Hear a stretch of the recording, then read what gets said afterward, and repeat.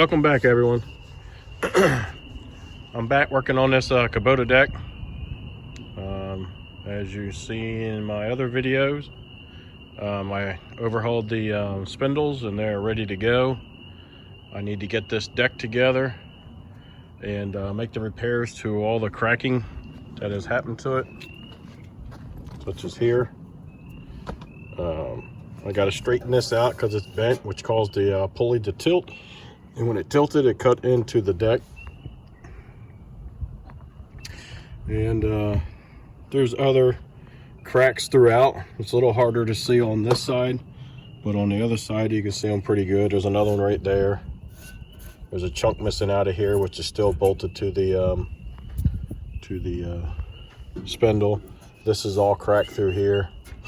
What I'm going to do is I'm going to go through and start to straighten things out, basically by hammering and dolly. So let's get started. And I don't know if any of you guys do sheet metal. I don't really do sheet metal myself, but I've learned a little bit over the years. I don't have the fancy tools. I just use hammers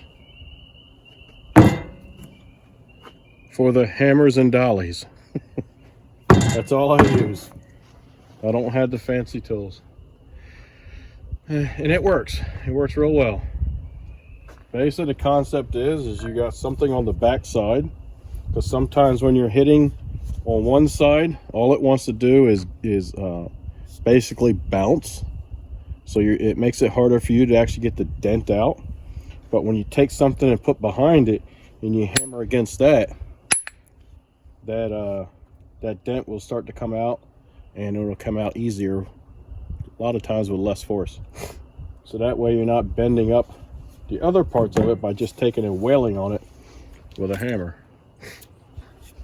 So let's get started. It's going to be a little noisy. I'll show you some clips here and there. I probably won't do the whole thing.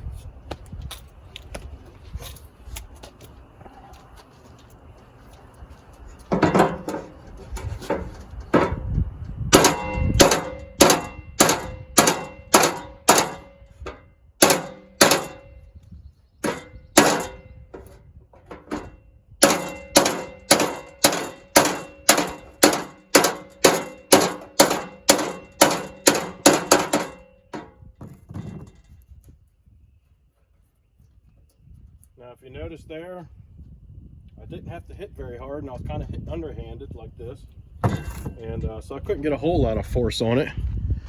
But this piece of metal was stuck out quite a bit.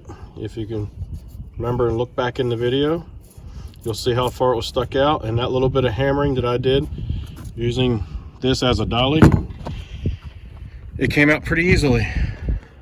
I didn't have to sit there and wail on it. I'll show you a little bit of a difference here. This spot here is raised up.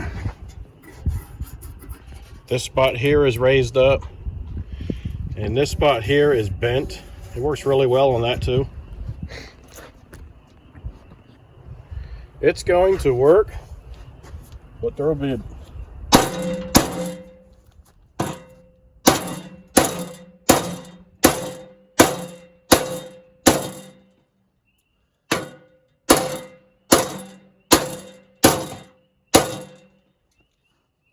so it's bouncing so much that it's kind of like popping back. So let's see what happens with the dolly.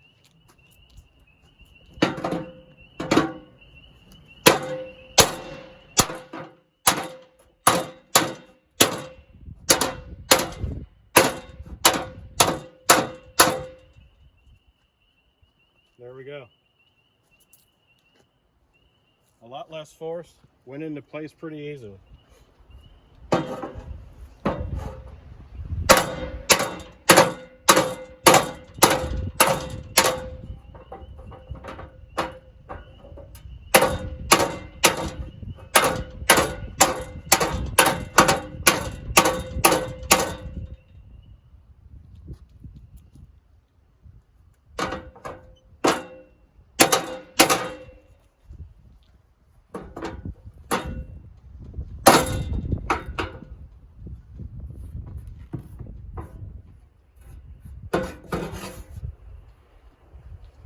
we'll reach up in this area and see if we can't get that straightened out.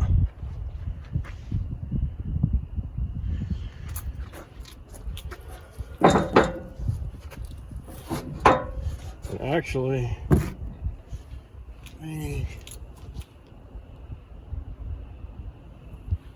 yeah, I need to try to do that one this way, and I'm not sure how well I'm going to be able to do it, but let's see.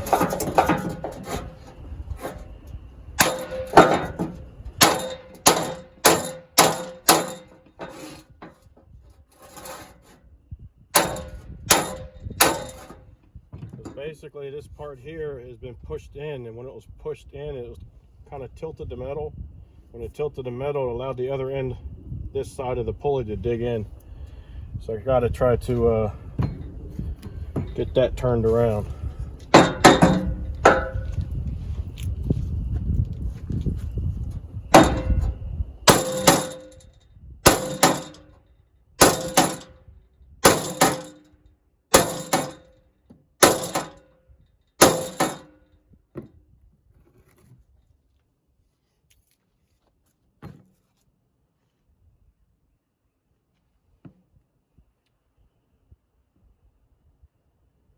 Well, I might have to start doing some welding in that area to kind of shore this area up before I start hammering. I think these areas here are going to be pretty good. I'll have to take and straighten that one out too, because it's also tilted. I may even take and cut a piece of metal and put under here and weld that in. That will reinforce this area, because this whole entire deck is only this thick, which is like 10 gauge. That's all it is. And so it's kind of thin, especially when areas you got forces being applied.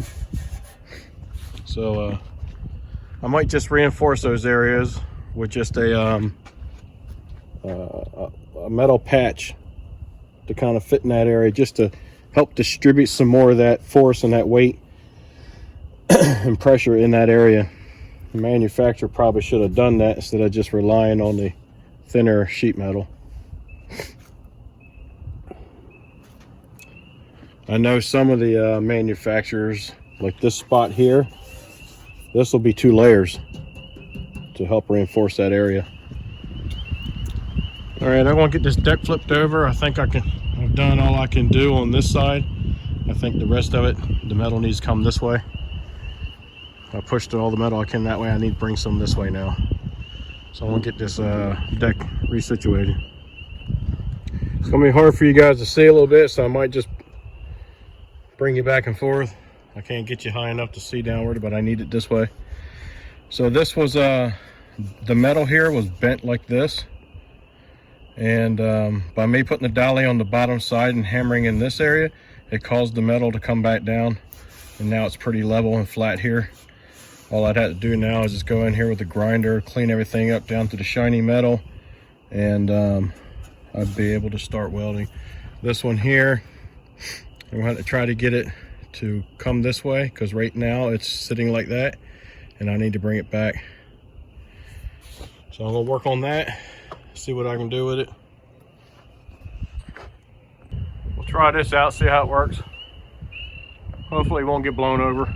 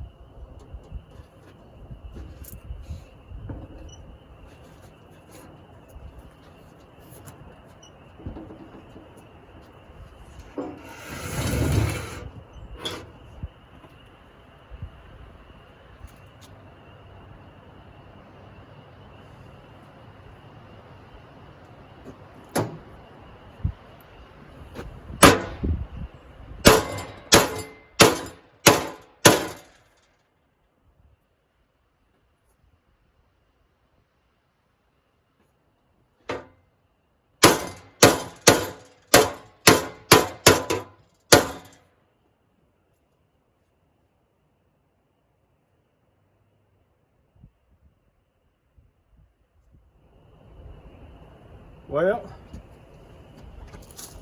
I think that's going to be pretty good. It's not, I wouldn't say it's perfect, but it's pretty daggone good. Now I'll just start doing my grinding with a soft disc to clean up the metal and get the paint off of here. That way I can start grinding, start welding. I'll bring you back when I get done with that. All right, I got the areas cleaned up pretty good on this side. Looks like I might have missed a spot there maybe.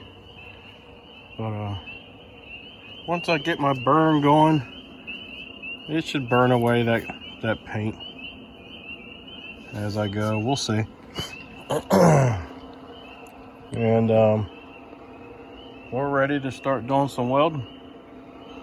And I'm using a 110 MIG flux core. It's a Clark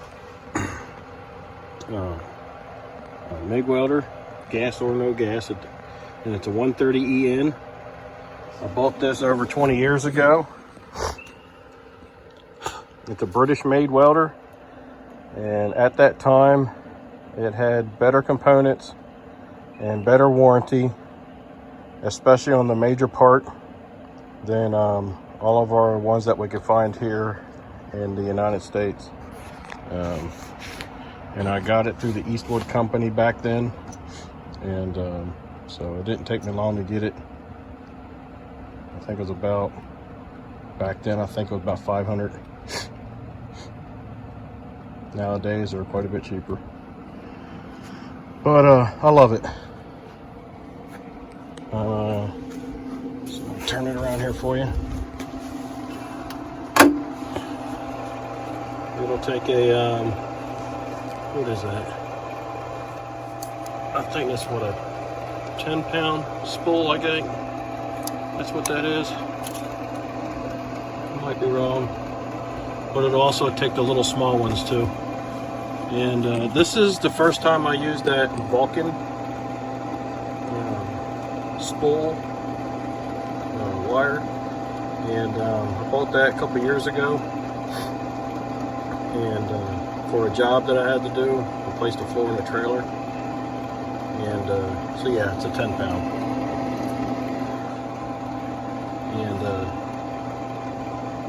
And it actually welds pretty daggone good. It welded through rust, and I mean like heavy flaky rust. I wire brushed it the best I could, and it was just, the rust was still there, a lot of it. So we're going to see how well it does on this deck. So let's get you set up. Let's start welding, guys. There we go.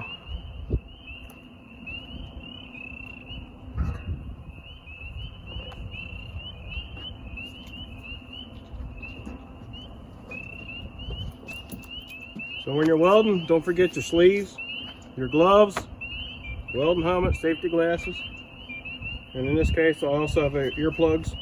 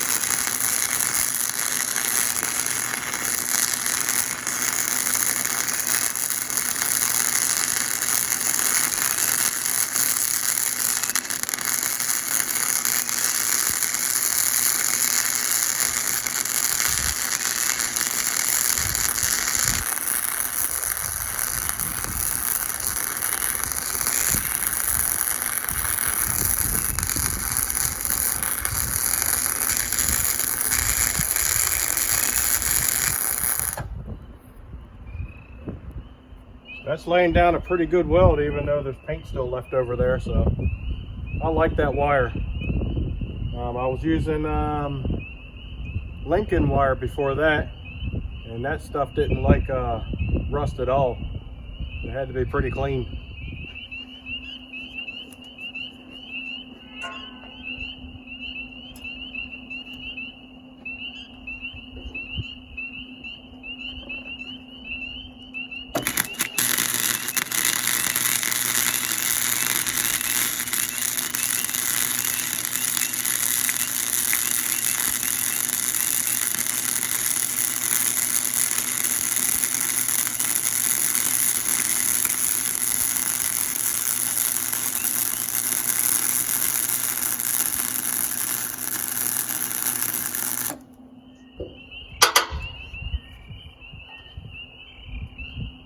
That little tap tap, I'm just trying to get some of that buildup of flux out of the nozzle, and that's all you need.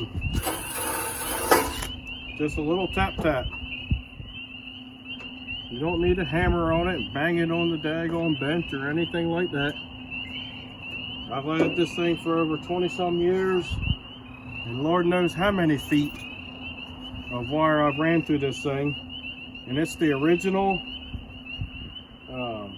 liner, original gun, original cup, and my second tip. If you take care of it, it'll take care of you. It's not a hammer. This welder, it's rated for 3/16, but I've easily welded 1/4 inch, and if I go any higher than 1/4 inch, I typically grind. I grind myself a bevel and start filling it in. That thing's awesome. I love it.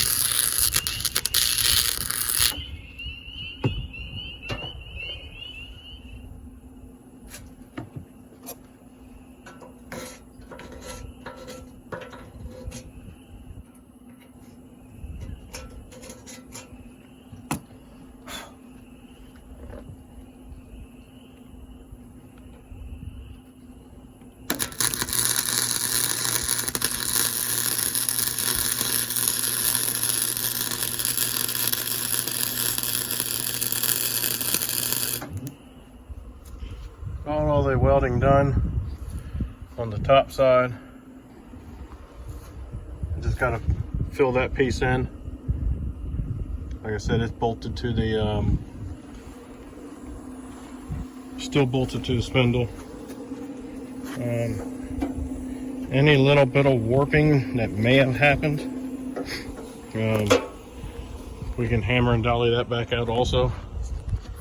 It won't be that big of a deal, if there is any. But yeah, there we go. It's quite a bit of it.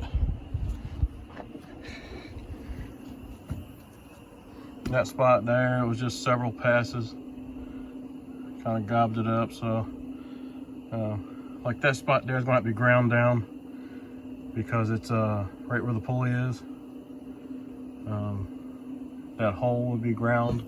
That hole would be ground. So everything will sit like it's supposed to. Over here will be ground down. But like back here, I'll leave it. Back in these areas, I'll leave it. Some of that I'll leave.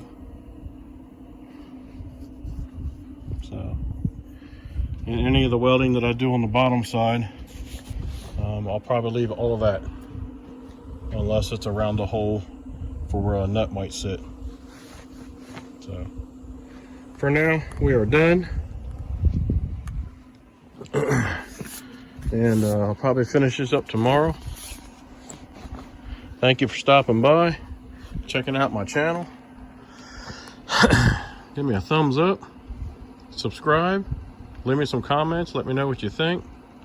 Be kind, and help people when you can.